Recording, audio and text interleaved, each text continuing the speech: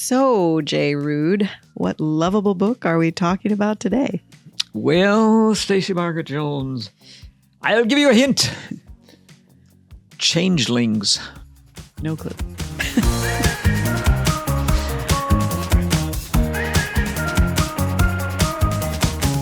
And we're back for my second hint here on Between the Covers, where I, author Stacey Margaret Jones, talk to author J. Ruud about his list of the 100 most lovable books in the English language, one book at a time.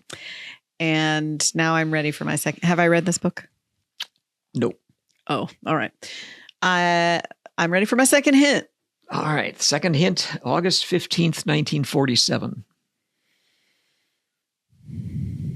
Nope.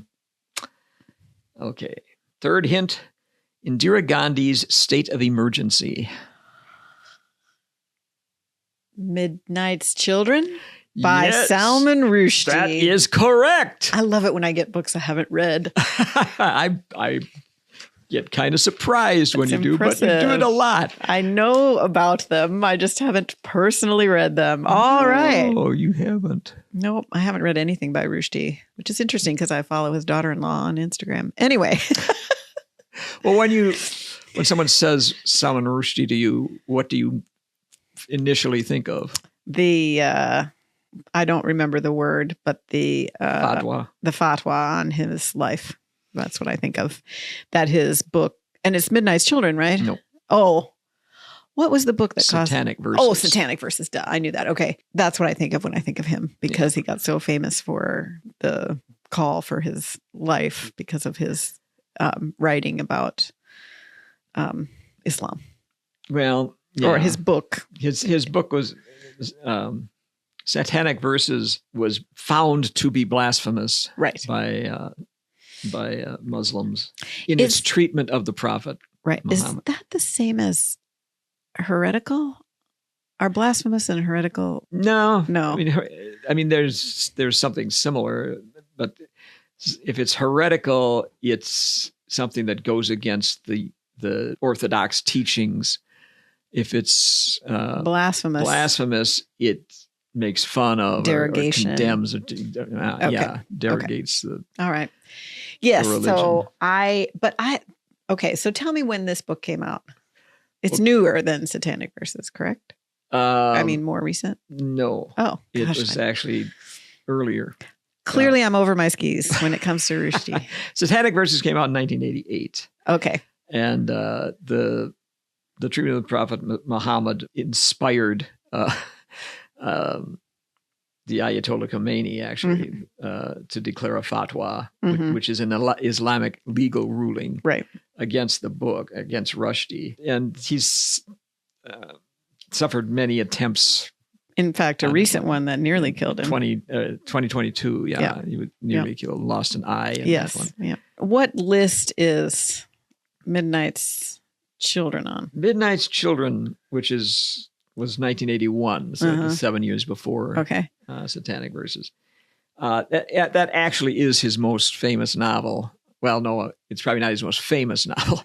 It's his most appreciated novel. It appears the most often in the listiverse. Yeah. In the Modern Library list, 1998, 100 greatest books in the English language, and it came in as number 90. The Norwegian Book Club, your favorite, listed it as number 38 on its list of the greatest works of world literature. It also appears on the Time Magazine list, the Guardian list, and the BBC list of the greatest British novels. It won the 1981 Booker Prize, which is the most prestigious of all the awards given by... Do you have to be a British citizen to win the Booker Prize? Not a British citizen, but you have to be a citizen of, I think, any of its... Commonwealth? Yeah, Commonwealth nations. Okay. Midnight's Children won the Booker Prize in 1981. And in 1983, which was the 25th anniversary of the Booker Prize, they did a survey asking what's the best book to win the Booker Prize, and Satanic Verses, Sorry. There you Midnight's go. Children. Satanic Verses is trying to take over our podcast. It's that Midnight's Children was the one that... Midnight's Children was the one that was named the best, the Booker of Bookers. Okay. And then in 2008, the 40th anniversary of the Booker Prize, they did another survey. And once again, Midnight's Children was the Booker of Bookers. It was the greatest book considered by the voters, the British public, the best book ever to win the Booker Prize. So how long is Midnight's Children? 536 pages. So I'm used to being asked that now. Yeah, so I mean, write it down. I think it's cogent. If you're going to go looking for a book, if you say, oh, I'm going to take this on vacation or I'm going to read it here, I think you want to know how long it is. Yeah. So not terrible, obviously. I mean, not 700. Not as much of a commitment, right? But it's fairly long. I mean, it seems long because it has this epic scope. Oh, okay. It's a big book inside. It has big book energy. Yes, it does. It has actually what Rushdie said he wanted to do. He wanted to make it be like specifically he mentioned Dead Souls, Tristram Shandy, Bleak House, and Gargantua and Pantagruel. He wanted it to be like those books that try to gather up large armfuls of the world. Oh, I love how he puts that. That's what he wanted the book to be. Bleak House is one of those books that I really would like to read just because it sounds so, I don't know. It does sound interesting to me, but it's so long. Like it's I'm sure it's one of those that once you get going, you're glad to be in it. Yeah. And we may talk about Bleak House at some point. We may. What do you know about Rushdie's personal biography? Well, he was born in Bombay. Okay, that's what I thought. It was Bombay then, not Mumbai. Mumbai. When he was born in 1947 in June. Right. Okay. June 19th, I think. The main character of this novel is born on August 15th, 1947, which is the day that India became independent. Mm-hmm. And in fact, he's born at midnight at the second that India becomes independent. Okay. Well, but that doesn't tell you much about Rushdie, which was the question you asked. Well, that's enough. I mean, I just wanted to make sure. Well, there's some interesting things about that. Just a couple things. He basically grew up in England, in the UK, and attended rugby school, and then Cambridge. Okay, and graduated from Cambridge with a master's degree in history. Mm-hmm. He became a U.S. citizen in 2016. So he's got feet in India and the UK and the US. Well, let's get back into some of our questions. What can you give me a down and dirty summary? Can you rise to the challenge of the down and dirty summary? Like I said, this is you don't have to give epic me in scope. A summary of the plot. Just tell me what I understand that. What it's about. The novel defies easy summary. This sounds like the sad trombone of failures coming. It's a sprawling epic of the whole history of modern independent India, as reflected in the life of a single Indian, a boy named Salim Sinai, who's born on the stroke of midnight on the morning of August 15, 1947. The very moment independent nation of India is born. And he's Muslim. And he's a Muslim, okay. Like many of Rushdie's novels, this one makes use of magic realism. Oh, well, now I really do want to read it. Another of his favorite novels was 100 Years of Solitude, which was another book he wanted this one to be like. Right. Well, and he's born with a huge nose that gives him a fantastically perceptive sense of smell. Later in the book, it's so sensitive. Later in the book, he's employed by the Pakistani army to be a bloodhound.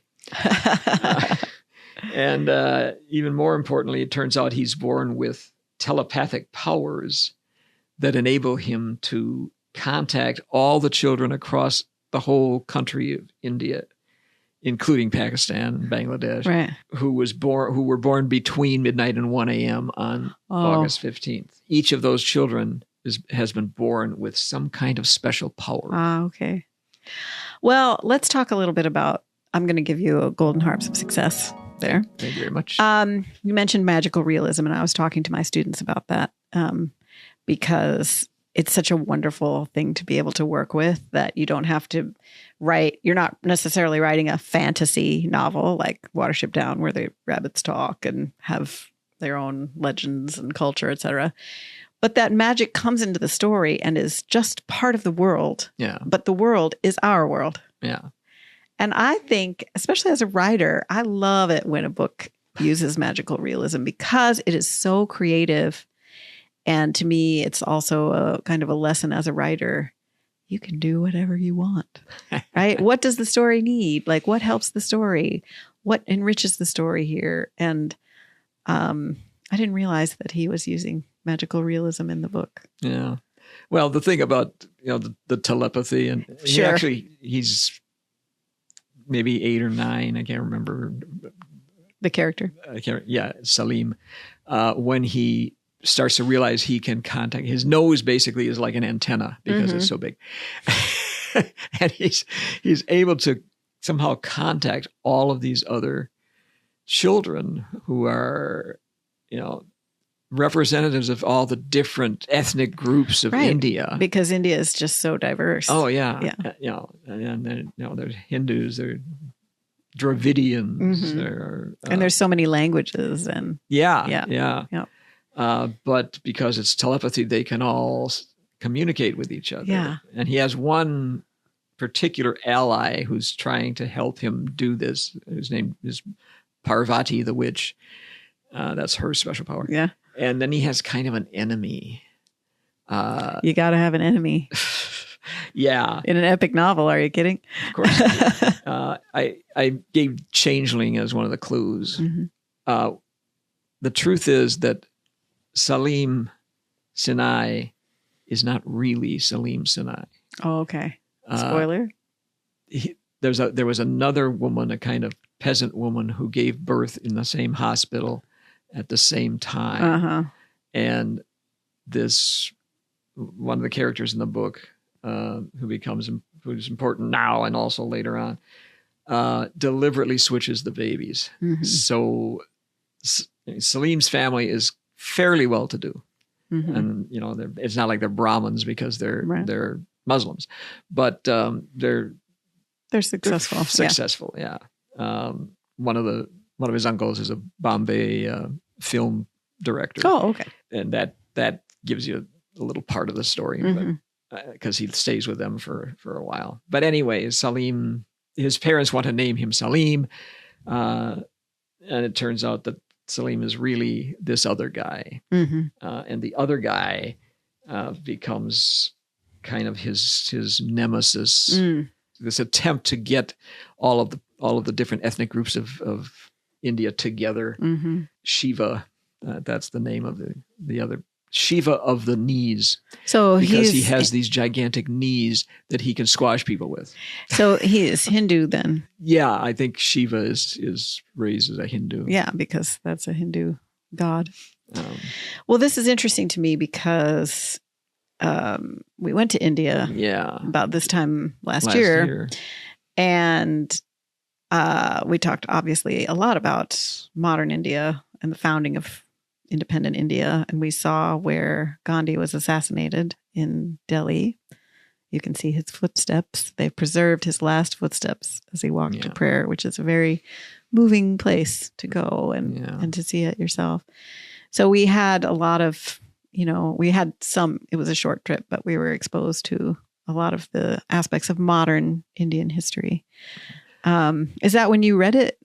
Did you read it around that trip, or I read it before that trip? Okay. And then I read it again after that trip. Oh, there you go. I listened to it after. Oh, okay. Does he read his own books, or does he have a narrator? It's a narrator. Okay. If you had to give one impression of India, just one, what would it be? A lot. A lot. Extra. Yeah. Okay. There's a lot going on all the time, everywhere you look. Yeah. And I was thinking about, we were talking about the diversity, and I was thinking about when we were at the Taj Mahal, and there were people there from all over India. And our guide said, those people, I can tell from their clothes that they are from the South. And if I went to talk to them, I would not be able to understand a word they said. And he spoke several languages, and it really took home for me the diversity of India. It's a giant country, obviously, not just in mass, but in population. They have 1 billion people, right? 1.5 billion. 1.5 billion people. 1.5. And there's the most populous country in the world. And there's so much diversity in language, religion, food, throughout the nation. So I would say that is my perception of India is a lot. But it's a lot because there's so much going on in every square foot of India. You just look and there's a cow walking through, there's somebody maybe cooking their lunch out on the sidewalk, maybe somebody sleeping nearby, kids running, around, like the languages that you hear. You see the Muslim dress, you see the Hindu saris, you see the kurta pajama, like so many different kinds of clothes, and the people are all Indian citizens. Yeah. And just all the things that come with so many people and all their differences in the same places. And that's kind of what Rushdie himself says. Oh, okay. Look at me. He said... I'm just like Salman Rushdie. He said in trying to render India in prose, he says the most obvious fact about the subcontinent is its throng of humanity. It's a throng. And he says his answer to that was to tell a crowd of stories. Oh, I love that. Deliberately to overcrowd the narrative so that my story, the main thrust of the novel, would need to push its way, so to speak, through the crowd of other stories. Just like us at the Jaipur market, Exactly. Trying to push our way back to the bus. And that's what Salim is trying to do in his story, is push his story through. Interesting, because in my poetry class, we talk a lot about form as part of the message, or how the poet communicates meaning is also in the form. We just read The Dance by William Carlos Williams, and it's basically around, and the people in the picture, it's an ekphrastic poem. The people that he's talking about in the painting by Bruegel are dancing around and around, and the poem is around. It starts and it ends in the place it began, so you can start all over again. And it sounds like he's just really inventively found a way to give you kind of the experience of traveling in India using the techniques of narrative fiction, which to me, that sounds enthralling. Yeah. And actually it's not just India, because part of the story is set in Pakistan. When was the split? I can't remember. 1947. It was Pakistan immediate. actually became independent August 14th, 1947, and India became independent August 15th, 1947. I misremembered that. And Rushdie tries, he deliberately tries to show the difference between India and Pakistan and the importance of India being a secular state and not a religious state. Right. And how important it is to him to show all these groups, or try to show all these groups getting together as they do in a secular state. Yeah, as they do in Salim's little meetings, but that breaks up, and it's sort of this is a reflection of the history of India, right? And it suggests the breaking apart of all of the different factions within. Well, and India still struggles with that. I mean, they have a lot of issues with. Hate speech and majority versus minority. And it's not something they've resolved for themselves. Salim begins to tell this story when he's 30 years old. And since he, in a way, is the embodiment of India, he feels like he's getting old, that he's cracking apart because of too much history. Yeah. And the 30th anniversary of Indian independence is 1977, when Indira Gandhi, the prime minister, institutes the emergency, which gives her basically unlimited powers. She can do anything she wants. And he really presents that in the novel as a terrible time. Right, because it's a violation of probably how he thinks of the nation. Yeah. He thinks of the nation as being all these factions and not as having one person. I think Simone de Beauvoir wrote about that after World War II in France with de Gaulle's kind of, the cult of his personality and his authoritarianism, and how she felt like she was walking around Paris and didn't recognize her own country because of the, obviously French take their liberty very seriously. So that's interesting. It's the same. We have the same struggles everywhere. What happens in the novel during that period of emergency is that Shiva is working for Indira Gandhi, and he's rounding up all of the children of midnight and putting them in prison and actually sterilizing them. So because of their powers, because they're like X-Men or something? I guess so. They represent all the different factions. And she doesn't want factions. She wants everybody to be like her. It's interesting that she was forced out of power, and when this book came out in 1981, she was back in power, and she sued him for defamation, but not because of the things that he said about her authoritarianism. But I guess he suggested in one place that her son Sanjay Gandhi, was complaining that she helped bring about the death of his father through neglect. And that's what she was suing him for. So he agreed to take that sentence out of the book. Oh, wow. Well, it's so funny how my brain has been infiltrated by the magical realism, because I almost asked you if it really happened that they rounded up these children at midnight. And then I'm like, Stacy, they aren't real. They are magical people. They were not real. It's been suggested too that, this talking about the variety of cultures and languages and religions. It's been suggested that Salim kind of represents that kind of amalgamation of factions. And that his large nose is supposed to suggest Ganesh. Oh, right, because the elephant god, which is a Hindu god. Yeah, and he's a Hindu god.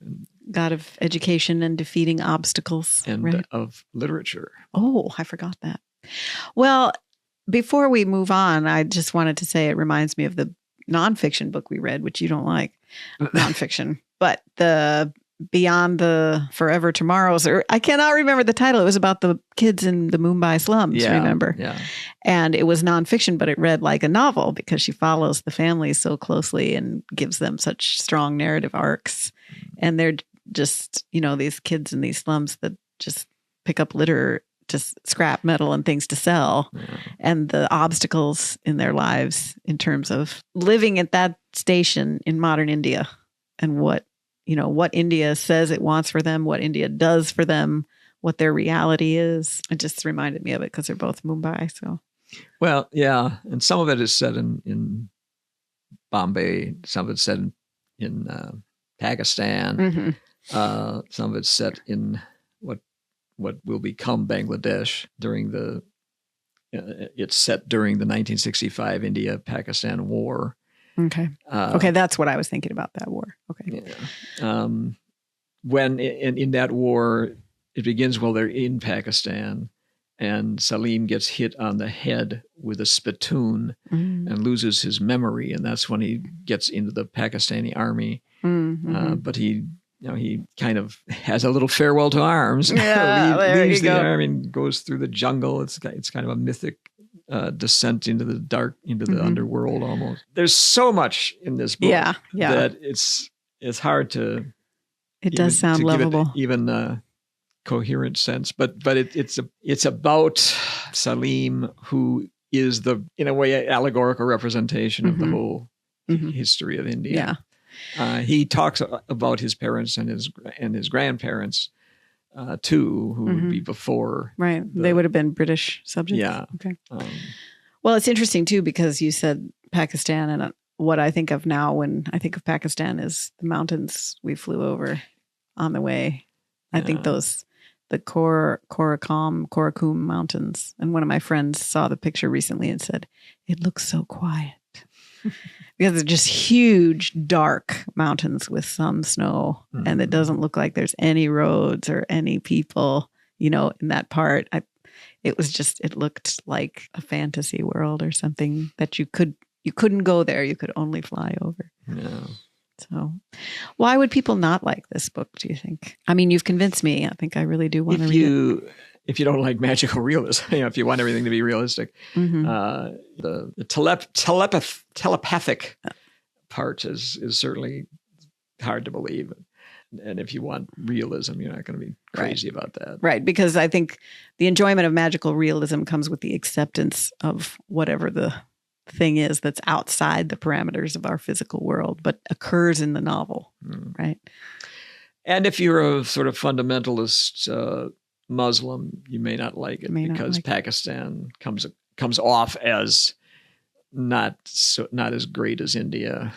But it doesn't sound like India does that great either. I mean, it sounds like he's not under Gandhi, not under Indira Gandhi. Not under Indira Gandhi. Okay. Who he obviously did not like. Yeah. And apparently is not crazy about the authoritarian direction that India today is probably going. Modi. But he talks about how much he loves all of the different factions. Yeah. All of the different religions, all the different kinds of people. Yeah, having been there, it's hard to imagine India with only one religion or language or food or, because the experience, even as a very kind of surface traveler, is of everything all at once, everywhere you go. And that is part of, I think, the magic of the country. Yeah. All right. So where are you going to rank Midnight's Children on your master list? This is number 19. Okay. I think I'm going to put it at number 14. Ooh, all right. Right before Moby Dick. Well done. All right. Well, that was great. I'm glad we talked about that. I've heard of it. Obviously, I guessed it, I guess, but I had never, it wasn't really on my even to-do list, but now I think I will want to pick it up. Yeah, and you should. It's really quite an experience to read it. Maybe it'll get me over my reader's block. Maybe. So speaking of reader's block, is it time for Chaos Reader? Yes. So this is another book I haven't started yet, but if you are someone who loves poetry and you yap about it all the time to anybody who will listen, your friends will send you poetry books when they read them. And my friend Meg, who has been my friend since I was 11 months old, sent me this book of poems called Punching the Air. And it is a National Book Award finalist. It is by Ibi Zaboy and Youssef Salam of the Exonerated Five. So 2 of the Exonerated Five have written this collection. And I haven't started it yet, but I was really pleased. She said that she had read it and she was just really struck by it. And she sent me a copy so that we could discuss it once I read it. So I highly recommend, if you love poetry, just tell everybody about it until they're sick of you. And then when they read some, they'll send it to you and you'll get a free book. So thanks, Meg. Okay. Just as we want our listeners to tell everybody they meet about our podcast. That's right. Assuming they like it. If you don't like it, don't tell anybody. If you don't like our podcast, just write about it quietly in your diary. Yeah. But if you do like it, please tell your friends, your book-loving friends. And like, review, follow, share, and leave a comment as well. If you've read Midnight's Children and you want to comment, leave a comment on the podcast. Or you can join us in our Facebook group. Oh, that's right. And we now have a Facebook Between page. the Covers podcast. And you can come in the Facebook group and we post the episodes there and reels, and we can have more discussions online there. So we want to thank Podmaster Jerry, who also started the Facebook group because has done. We sure as heck we sure didn't. And he very wisely started that group. So we thank him for that.